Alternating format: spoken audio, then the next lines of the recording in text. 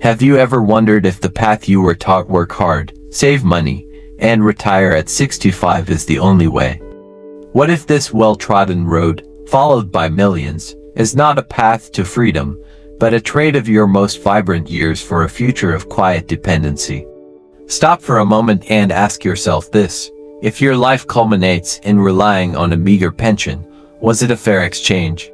Was decades of obedience worth surrendering control over your own destiny? This is a wake-up call. True wealth is not built by the sweat of your brow alone, but by the power of your mind. Labor is the effort of the body trading hours for dollars, completing tasks, showing up. But wealth is the command of thought. It's born from ideas, systems, and leverage. Money, you see, responds far more to strategy and vision than it does to time spent on the clock. It's the difference between the person digging the hole and the person who sells the shovel. One is a worker, the other is a builder. Today, we forge the mindset of the builder. Let's be clear, work alone will not make you free. Working hard without a definite, strategic plan is the fastest way to stay trapped, endlessly trading your irreplaceable time for a paycheck. The problem isn't the work itself, it's the misplaced loyalty to a system that was never designed to give you ownership. It was designed to keep you busy. Real freedom demands a shift. It requires you to think in systems, not just tasks. It requires you to build leverage, so your impact multiplies beyond the hours you put in.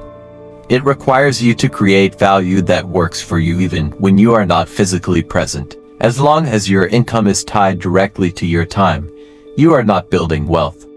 You are simply managing survival. The moment you stop working, the money stops. That is not freedom, that is a leash. This leads us to the great retirement trap. Society presents retirement as a golden promise, a reward for a lifetime of labor. But for many, it arrives when their energy is lowest and their options are most limited. Saving money without simultaneously building value-producing assets isn't building freedom, it's merely delaying collapse. You're putting money aside, hoping it will be enough when you can no longer work. But the builder operates differently. The builder isn't waiting for a finish line. They are creating systems that generate income now and in the future. They create assets that multiply their efforts.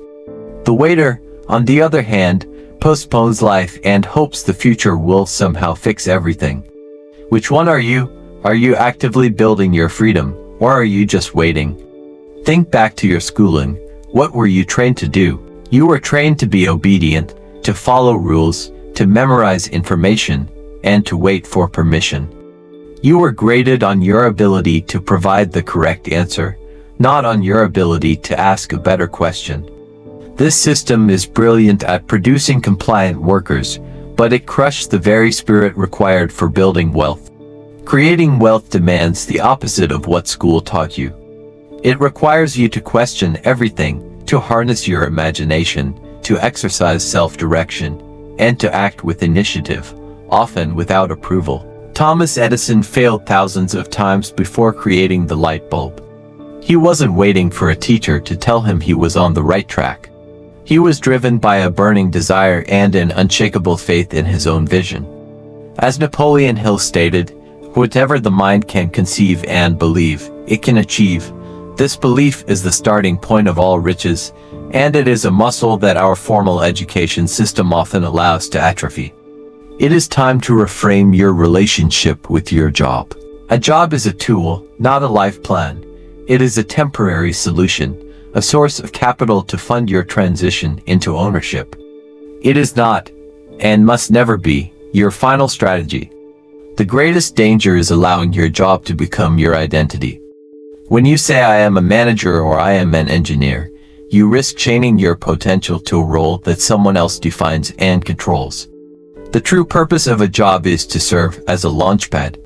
Use your salary to learn, to network, and most importantly, to finance the creation of your own assets. Remember the story of Edwin C. Barnes, who traveled to meet Thomas Edison with no money, only an intense desire to become his business associate. He took a menial job in Edison's office, not as an end goal, but as a strategic position. He used his proximity and observation to find an opportunity, eventually becoming the sole distributor of the Edison dictating machine and earning a fortune. His job was a tool, wielded with a definite purpose. Your job must be the same for you.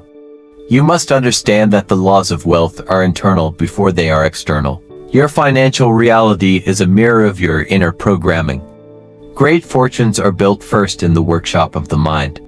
It all begins with belief, not a weak hope, but a firm, unwavering faith in your ability to achieve your goals.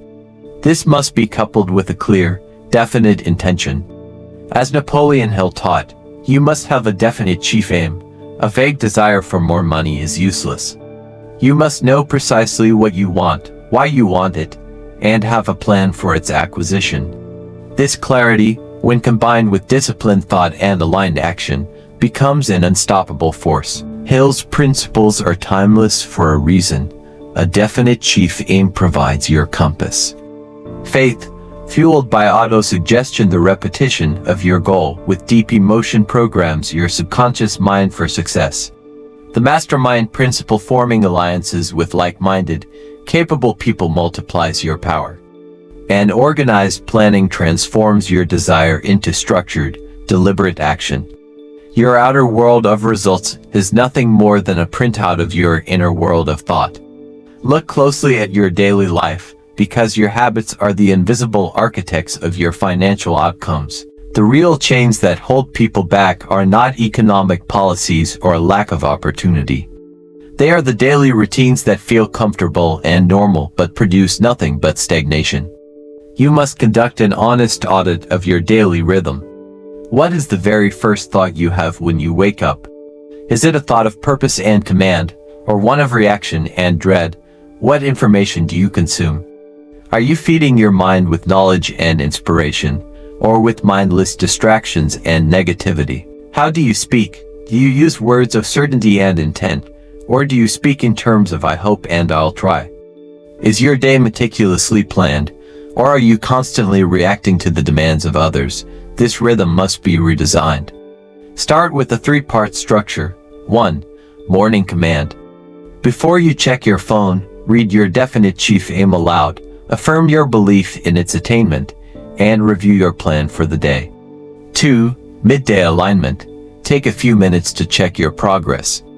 Are you on course, or have you drifted? Correct your direction immediately. 3. Evening review. Measure your results for the day, journal the lessons you learned, and visualize your ultimate success as if it were already a reality.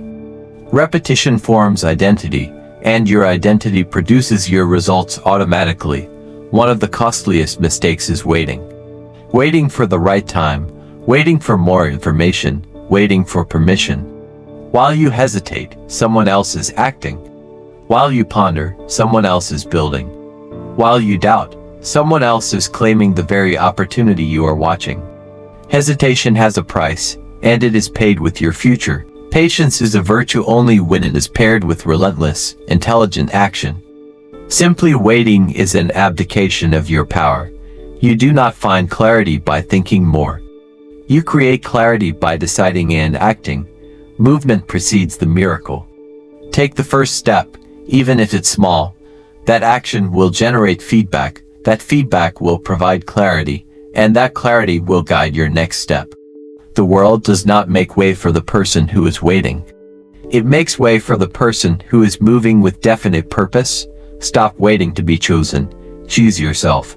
Ultimately, this entire journey is about an identity shift. Temporary motivation will fade, but a change in who you believe you are is permanent. You must stop seeing yourself as a worker who trades time for money and start seeing yourself as an owner, a commander of your mind, your schedule, and your destiny. This is not a gradual drift. It is a conscious, deliberate decision. So, what is your first move? Here is your plan of action, starting now. First, write down your definite chief aim.